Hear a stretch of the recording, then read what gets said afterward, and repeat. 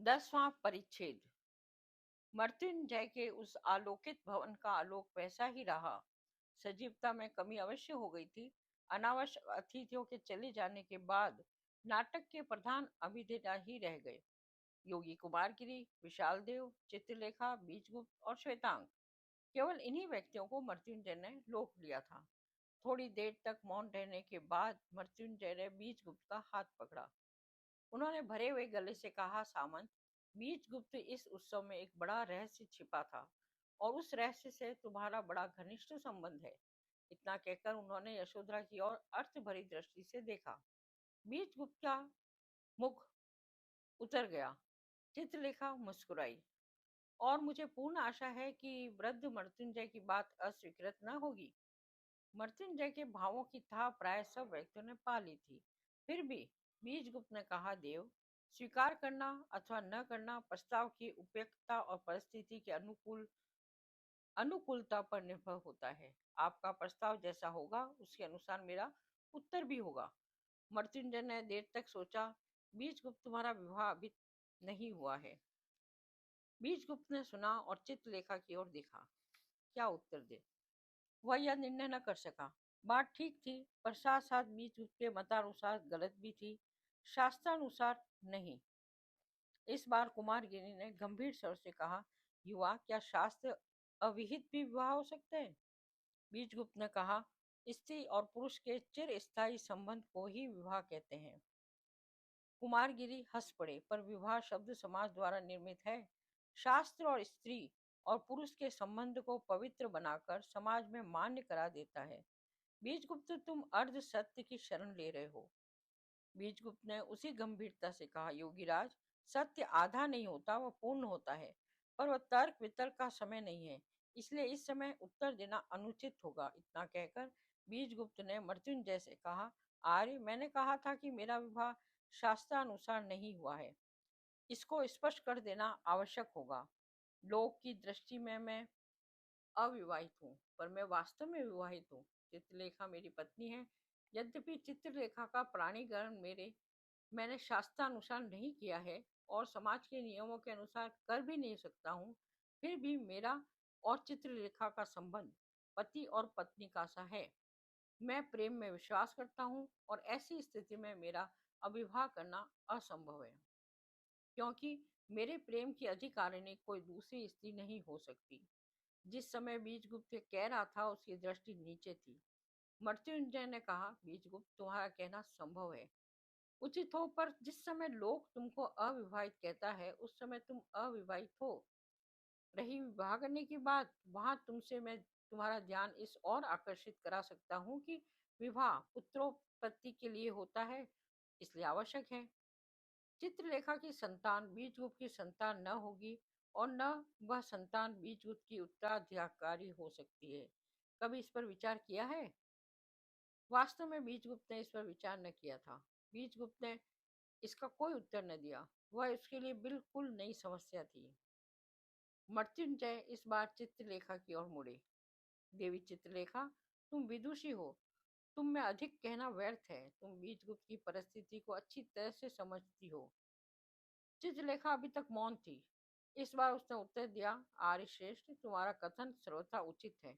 मैं समाजच्युत नर्तकी ही हूँ। बीजगुप्त की पत्नी होना मेरे लिए असंभव है।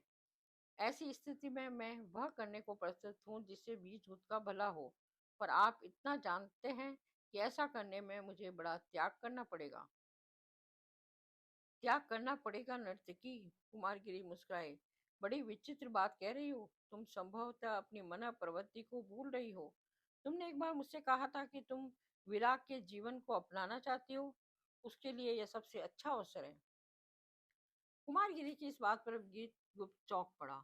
उसने कहा, योगीराज, यदि आप विराग पर विश्वास करते हैं और एक व्यक्ति को विराग का उपदेश दे सकते हैं, तो फिर मुझे क्यों बंधन में बंधने को बाध्य किया जा रहा है? इसीलिए कि तुम विराग के योग्य नहीं हो और साथ ही तुम समाज के नियमों के प्रतिकूल भी चल रहे हो। तुम्हें उचित होगा कि तुम कम से कम समाज के नियमों का तो पालन करो ही। चित्रलेखा इस समय कुमारगिरी के कथन पर विचार कर रही थी। उसने कहा, योगी, एक प्रश्न और करूंगी। क्या तुम मुझे गुरु दीक्षा देने के लिए तैयार हो? यदि हाँ, तो फिर इसी समय मैं तुम्हारी शिष्या हुई। कुमारगिरी के नेत्र स्वयं ही विशाल देव की ओर घूम पड़े। विशाल देव उस समय अपने गुरु की ओर देख रहा था। थोड़ी देर तक कुमारगिरी कुछ सोचते रहे। नर्तकी चित्रलेखा, तुम्हें दीक्षा देना मेरे लिए असंभव है। इस बार चित्रलेखा हंस पड़ी। मुख से कह देना सरल होता है, करना बड़ा कठिन होता है।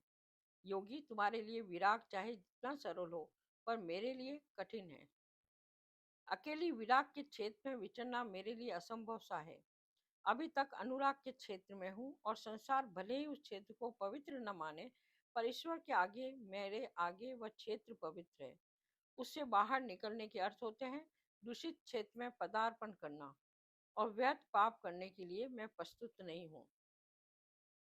बात बनी और बिगड़ गई। मृत्युंजय ने इसका अनुभव किया। बात बिगड़ी और बन गई। बीजगुप्त ने इसका अनुभव किया। कुमारगिरी चित्रलेखा को जानता था, और चित्रलेखा कुमारगिरी को। श्वेतांक और विशाल देव दोनों ही इस बातचीत में गूढ़ महत्व को समझ रहे थे। एक यशोधरा ही ऐसी थी जो न कुछ अनुभव करती थी, न कुछ जानती थी, और न कुछ समझती ही थी। उसने मृत्युंजय से कहा, पिताजी, रात्रि अधिक बीत गई है।